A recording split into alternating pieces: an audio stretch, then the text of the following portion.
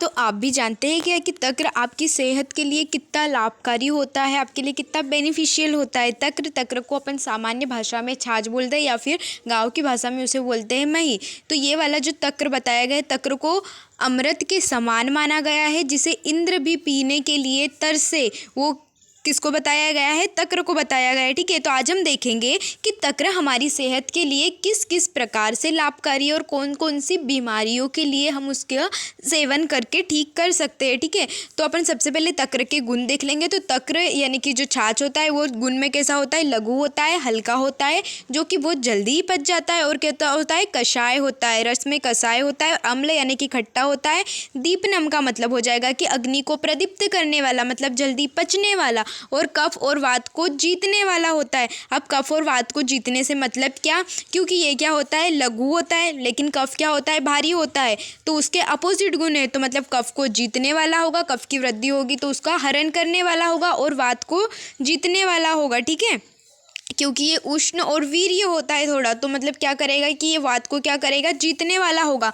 अब अपन देखते हैं कि ये कौन से रोगों के लिए, अपन कौन कौन से रोगों में इसका यूज़ कर सकते हैं। तो आपको यहाँ पे जैसे दिख रहा होगा कि तक्र का उपयोग हम उदर रोग, अर्श, बवासीर या फिर पाइल्स में, प्लीहा विकार में, पांडु रोग यानी कि एनीमिया में, एंड उदर रोग में। उदर रोग यानी कि आपको पेट से रिलेटेड जितनी भी बीमारियां होगी उसमें भी इसका उपयोग जो रहता है बहुत ही लाभकारी होता है। और सौफ का मतलब क्या होना है ना? सूजन या फिर फ्लूट का कहीं पर फील हो जाना, तो उससे क्या होता है कि मतलब सूजन वगैरह होती है, तो मतलब उसी के इसमें हम तक्र का क्या कर सकते हैं? सेवन कर सकते हैं। अब अपन बीमारियां देख लेते हैं, जैसे कि पहले बताइए कि सब रोगों के लिए लाभदायक। तो सब कौन से रोगों के लिए लाभदायक होता है? सौफ रोग यानी कि शरीर में पानी का भरना या फिर सूजन, जैसे आपको यहाँ पे दिख रहा है, तो तक्र उसके लिए क्या है? बहुत ही लाभदायक है। ठीक है, उदर रोग में पेट का फूलना, गैस वात बढ़ेगा, तो मतलब पेट में क्या हो जाएगी? गैस का बनना या फिर अजीर्ण यानी कि आपका अन्न ठीक तरीके से नहीं पचना, तो उसमें भी क्या हो सकता है कि आपके लिए लाभकारी होता है तक्र। अर्श यानी कि बवासीर। अब बवासीर में क्या हो जाता है कि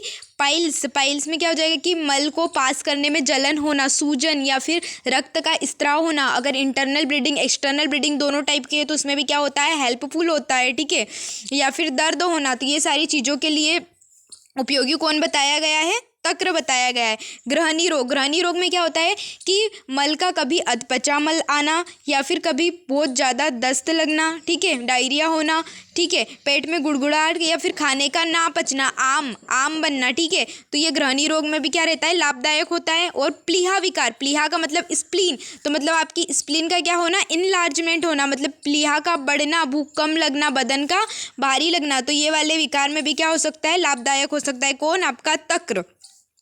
गुल्म रोग में मतलब कि पेट में ऐसा गांठ सा लगना या फिर गैस के गोले जैसा लगना या फिर दर्द होना, तो उसमें भी आपके लिए तक्र जो है वो अत्यंत लाभकारी है।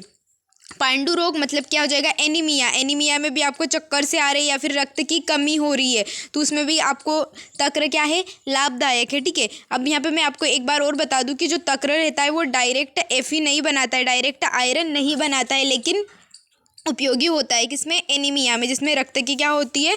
कमी होती है। अगर आप गुण की बात करें तो गुण अपन यहाँ पे देख सकते हैं कि जो गुण होते हैं तक्र के, तो वो गुण क्या क्या होते हैं? तक्र लघु होता है, कषाय अम्ल होता है, कशेला होता है, दीपनम यानी अग्नि को बढ़ाने वाला होता है, कफ वात को जीतने वाला होता है, सौफ यानी कि सूजन अगर हो रही है तो उसमें भी क्या होता है? लाभदायक होता है। उदर रोग में, अर्श यानी बवासीर, पाइल्स में, ग्रहिणी रोग मतलब आईबीएस का मतलब ग्रहणी रोग में क्या हो जाएगा कि आपका मल का अधपचा आना या फिर बार बार दस्त होना या फिर मल का ठीक तरीके से पास ना होना, मतलब कि उसमें मतलब कि आपको बहुत ज़्यादा मतलब दस्त लग गई, लूज मोशन ज़्यादा हो रहा है। ठीक है, तो उसमें भी क्या होता है? ये लाभदायक होता है। ठीक है, मूत्र ग्रह में आपको मूत्र को पास करने में अगर थोड़ा सा भी अगर दर्द हो रहा है, कुछ भी हो रहा है, तो उसमें भी क्या होता है? लाभदायक होता है। प्लीहा विकार मतलब स्प्लीनोमेगेली जैसी बीमारी, जैसे स्प्लीन का इनलार्जमेंट होना, गुल्म रोग गांठ जैसा या फिर पेट में ऐसा गोला जैसा लगना, घृत व्याधि, और पांडु रोग मतलब क्या हो जाएगा? एनीमिया। ठीक है, तो ये सब इसके क्या हो जाएंगे? गुण हो जाएंगे ये वाले, और ये वाले रोगों के लिए वो क्या होता है? लाभदायक होता है। ठीक है, तो ये अपन ने किसके गुण देख लिए? तक्र के। अब ये ग्रहिणी रोग में वही होता है कि इंटेस्टाइन में क्या होता है? ग्रहिणी रोग में अपन यहाँ पे देखेंगे कि मैंने आपको जो अभी बताया था, मतलब क्या हो जाएगा? अधपचा मल आना। तो ये सब पाचन का काम कहाँ पे होता है, स्टमक, स्टमक से फिर इधर इंटेस्टाइन में सारा काम चलता है, ठीक है। तो वो ठीक तरीके से नहीं हो रहा है, तो ये तक्र जो रहता है तो उसमें क्या हो जाएगा, उसको ठीक कर सकता है, ठीक है। पाइल्स में क्या हो रहा है आपको, इंटरनल ब्लीडिंग या फिर एक्सटर्नल ब्लीडिंग, तो उसमें भी क्या होता है, हेल्पफुल होता है, ठीक है। या फिर गुदा मार्ग में ऐसे मस्से टाइप के होना, जो आपको यहाँ पे ऐसा कुछ दिख रहा है, ठीक है। तो ये वाली सारी डिफॉर्मिटीज़ जो रहती है उसको भी सही करने के लिए काम में आता है, ठीक है। ये आपको दिख रहा होगा यहाँ पे, ठीक है।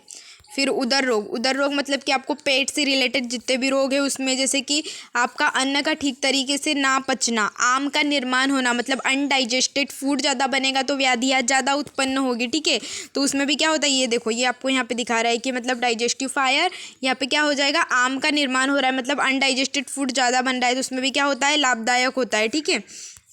ये देखो ये आपने इधर छाछ का सेवन किया, ठीक हो गए आप, ठीक है।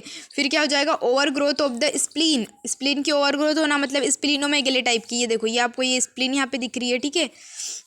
अब ये यहाँ पे नॉर्मल स्प्लीन तो ये वाली है, लेकिन ये वाली क्या हो गई, इनलार्जमेंट ऑफ द स्प्लीन।